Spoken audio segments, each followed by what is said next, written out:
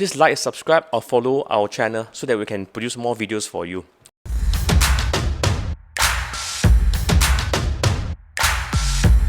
This near MRT factor is getting less important. To be a Paris volunteer, you have to start planning before they are born or 1 to 3 years old.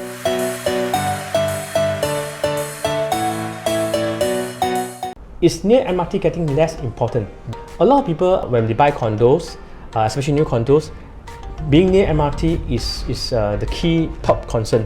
This one I agree, but to some extent, right, I think this near MRT factor is getting less important. It's still important, but it's getting less important. Why? Government had this Land Transport Master Plan 2013. They already had a plan, say by year 2030s, we plan to have 8 in 10 homes to be within a 10 minutes walk to a train station. 10 minutes. So that's why now you hear about this Thomson East Coast Line, Cross Island Line, all these are the new additional lines, or even Jurong regional lines being added to the whole Singapore context. So you are likely to be near to an MRT by the time 2030s or even 2040s. There could be some delay due to COVID, yeah, but this will still be ongoing.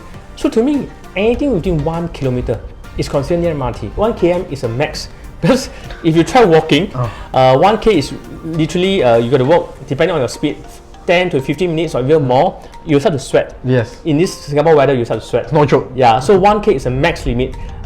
Comfortable wise, 300 meter, 500 meter is the more comfortable range. Yeah. So anything beyond 1k, in my own opinion or definition, is not near MRT anymore. So I think the trend of near MRT is getting less important because after COVID, right, I think the trend of letting employees stay at home and work from home, it will get more and more in future. Students also, government announced plan, once every 2 weeks, they will soon have one lesson at home. So this stay at home trend will continue. So there'll be less requirement for public transport. And second trend, I felt that nowadays with Grab, Gojek, it's unlike last time. You got to get a cab is very troublesome. Yes. But now this Grab cars, with the press of the smartphone, the cars come to you. Yes. Plus, all those so-called online shopping, online supermarket, fresh food are being delivered to you. 20, 30 years back, it's very important to live near amenities or live near MRT because traveling is very difficult. If you ask me, I don't mind living in a faraway place where there's a lot of greeneries near to the nature, like say Pasir Ris Park. It's literally now alright to live in Pasir Ris Park, right? Yes. You are near to the beach, but yet you can hail a Grab, get your food stuff, everything delivered to you. To this question, right? Yes, for now MRT is still important, but it will get less important. And don't forget that. How about the fact that by 2040, all cars in Singapore will be electric cars, and there will be driverless car in early March 2021. Wuhan, China, Wuhan has started. This is a big news. They started 40 driverless car in Wuhan city itself. Driverless. I can imagine, given time when there's electric car or there's driverless car, the MRT factor will even get less important. This factor will get less, especially with a lot of technologies and a lot of convenience given. Yeah. So just to touch on what Dennis has mentioned earlier, even I find myself seeing tenants are getting adapted to this kind of model these days, because for tenants who sometimes maybe rent places where there's not exactly near the MRT station, they can adapt. All they need to do is to just press a button on their phone, and a Gojek will come or a Grab will come. So it's not as important as what we once thought actually. In fact, these days, I would say that being near nature, serenity, peace and quiet is even rarer than being near to an MRT. Don't forget that back 10 to 15 years ago, right, we didn't yet have the downtown line, and we didn't yet have the full circle line yet, you know, like what we're going to get in the next 3 to 4 years. So being near MRT line back then was actually a little bit more difficult and more in demand actually.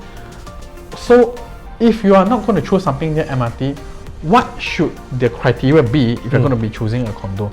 Well, I think it really boils down to personal preference, because sometimes it can be near a good school, because sometimes being near to a good school may mean you're not near an MRT station.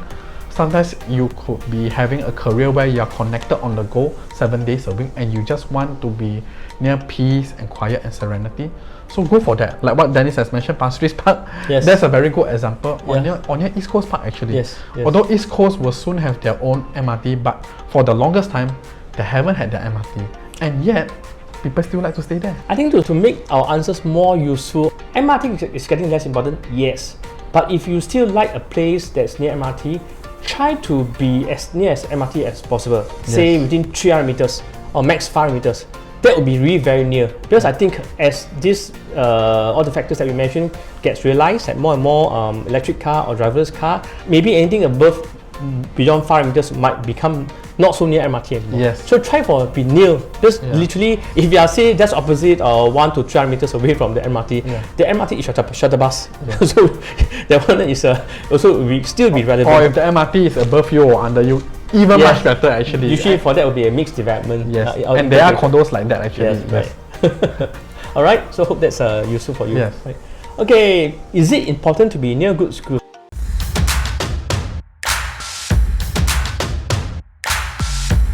You have kids, so maybe you answer that. Yeah, okay.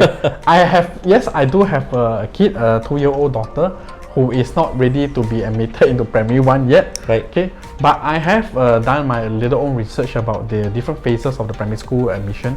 So, to put it simply, if you're just talking about the priority admission, right, nothing beats the first phase, which is where you have an existing child already studying in the school, followed by being a former alumni, but you have to be registered as an alumni, then followed by doing a community service. Basically, what Manuel said is about the phase.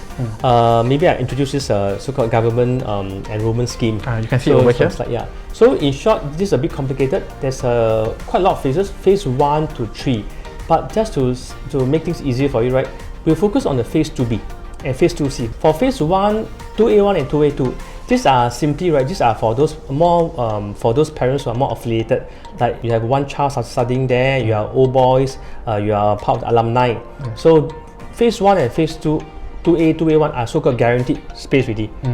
And these factors cannot be changed overnight. So what you can fight if you want to enroll your boy or girl in a good school is only likely phase 2B. Yes. Yeah, phase 2B is there are a few criteria. You can enroll to be a parents volunteer, which is the most popular one. It can also be a grassroots leaders. This parent volunteer scheme is what will be relevant to our topic today. You want to be a parents volunteer. One of the common criteria for a lot of schools is that to be a parents volunteer, ideally you have to have an address within 1 to 2 kilometers from us. So that's why a lot of people move house in advance. You bear in mind, your child will be primary 1 when he or she is 7 years old. Yes. You have to plan this 3 to 4 years in advance. Because you need to apply 1 year in advance to finish the volunteer works, which is about 40 hours for most schools. So in order to move to the house which is near to the school to be eligible for the parents volunteer, you have to plan 1 or 2 years. So literally, you have to start planning when your child is before they are born or 1 to 3 years old. Wow. That's the ideal time. For what I know, right, top schools like Tao Nan, right, I got this friend, I was told that because the competition is so tough that in Tao Nan, right, you have to be part of the Fujian Hui Guan for more than 10 years. Wow. So before the baby was born, he really started his plan for that already. So that was very competitive. That's very advanced planning right there. Yeah. You have to be doing 1 to 2K to be accepted as a parents volunteer. Yeah. Okay, just a point. You either own the property, or if you want to register for parents volunteer using the address, right, you have to rent the place for at least 3 years. Yes. So this is criteria. Answer to this question, is it important to be good schools? I think this might not be relevant to everybody because not every buyers or owners have primary schooling kids, right? But if the house that you like is near to top good primary schools, it will be a bonus. Definitely. Yeah. For example, like this condo Comintern in District 19 in Hougang area, it's just opposite PYMGS, Paya Lebar Methodist Girls Schools. This is a very a good girls school. So actually, a lot of people buy Minton. Just wanted to be enrolled there because 1, get into the school, 2, just opposite. It's always good to live near the primary schools, so that when the kids travel, right, you can sleep more in the morning and come back faster after CCA or whatever. You know, when you go to a new launch, sometimes, right, Dennis, sometimes if the new launch is close to a very good school, like let's say ECS Junior or SEGS, right, that is the first thing you see as you head into the show flat. Right. And the marketing agent will be repeating that to you again and again. Well, 1 kilometer to da da da da da da da da. Now, you may feel that it may not be very relevant to you, but don't forget, when you are 1 kilometer within a good school, right, it actually helps with your tenant pool, because like what Dennis has mentioned earlier, you need not actually buy the address to be within 1 kilometer. You can rent the address. So when you actually buy a property that is within 1 kilometer of a good school, your tenant pool suddenly increased. It went from expats, working professionals, and to parents who simply want to use that address to use it for the primary one registration. Right. So increasing your tenant pool, I believe, for investment property can't be a bad thing, Right. You know what I mean? Of course.